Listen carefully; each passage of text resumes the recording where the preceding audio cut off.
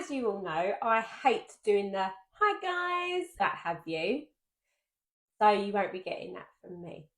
As you can see, I am no longer red. I am brunette now because I wanted to change and start maybe going to blonde. But I can't just go straight into blonde, especially because I've got red underneath this.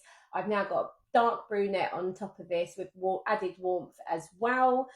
So unless I want to go all shades of ginger, copper and yellow, I need to do a test strand. Disclaimer, I am a fully qualified hairdresser, so I do know what I'm doing. I will be going through the process of how I'm going to do my test strand, what I'm going to be doing, what levels, what bleach, what everything I use, all the products and everything, just to have like a thorough breakdown. First of all, you're going to want to do a test strand. So with a test strand, you are not going to want to just cut a lump of hair at the back or wherever in your hair. You want to be quite mindful from where you take the test strand.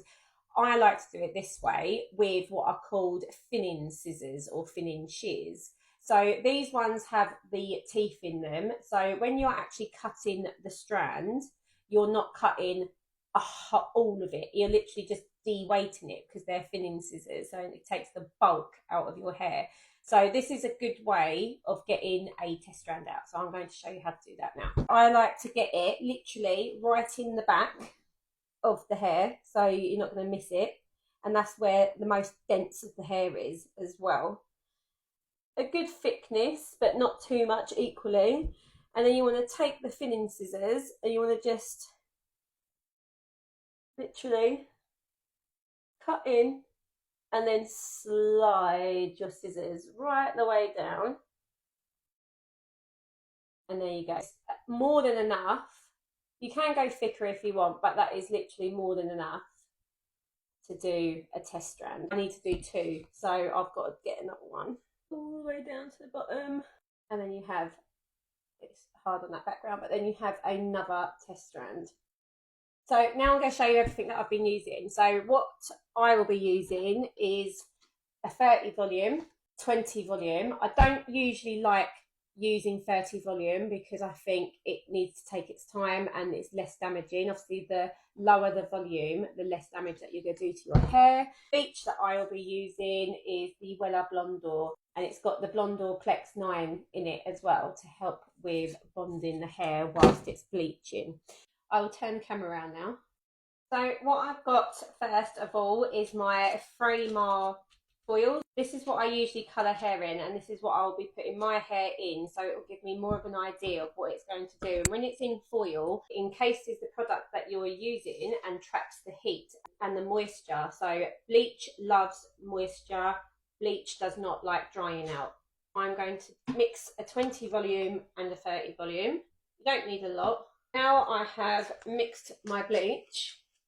This is the 20 vol. I'm now going to apply that to one of the strands. So you want to give it a good coating as well. You want to completely saturate it and make sure that it has penetrated really deep into that cuticle. Because remember, I've been red and now I've got a dark on top. So it's really got to penetrate into the hair.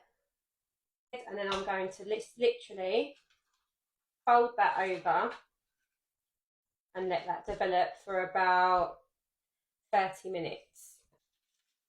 30 vol.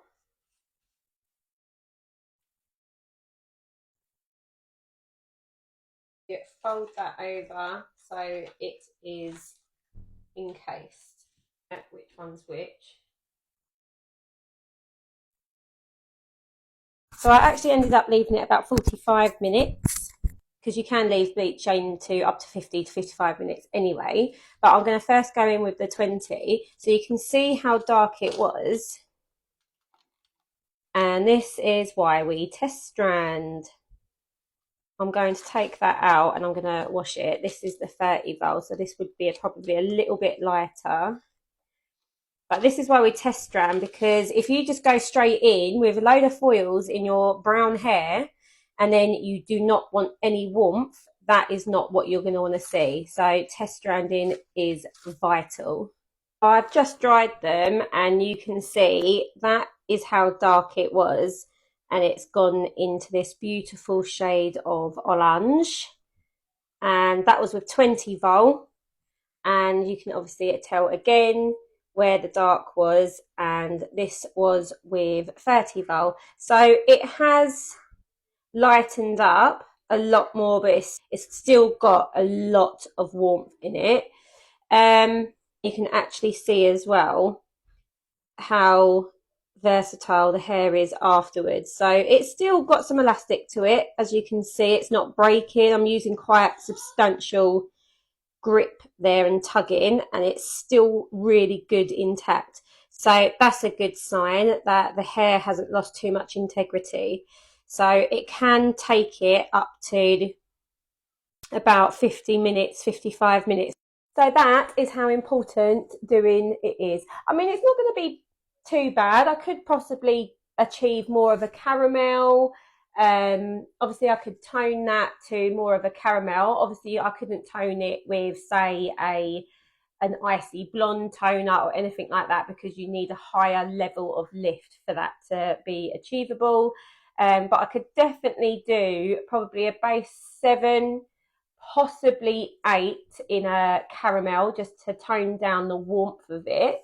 But yeah, it's not too bad. But yeah, please make sure when you get your hair done, if you're going to blonde from box dyed hair or professionally coloured hair, please make sure that your hairdresser, or if you are doing it yourself, make sure you do a test strand. If you liked this video, subscribe to my channel and give this video a thumbs up. Please leave me any comments in the comment section for any tips, tricks and hacks.